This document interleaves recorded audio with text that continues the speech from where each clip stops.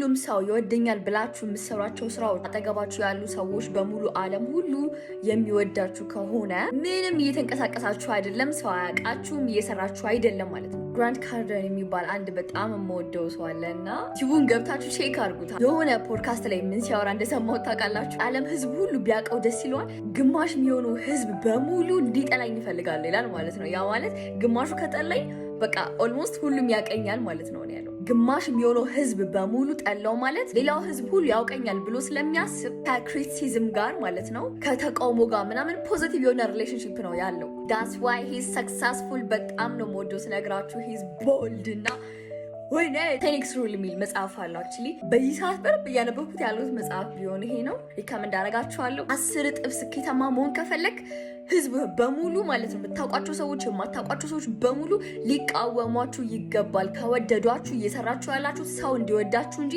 የምር ትክክለኛውን ስራ በኮንሲስተንሲ እየሰራችሁት አይደለም። ሳታውቁት ባይ ዲፎልት ማለት ነው ሰው እንዲወዳችሁ እንጂ በጣም ሁልጊዜ የምትጥሩት የምትፈልጉትን ለማግኘት አይደለም የምትሰሩት። ሰው ወደደኝ ጠላኝ ደግሞ እንዲያለኝ ያላለኝ ምን አገባኝና ነው።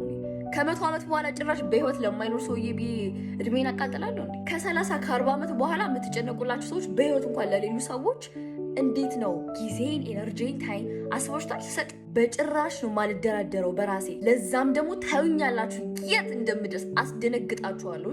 you will see me። ይመቻችሁ፣ ፈታ በሉ፣ ኢንጆይ አድርጉ፣ ራሳችሁን ሁኑ። be free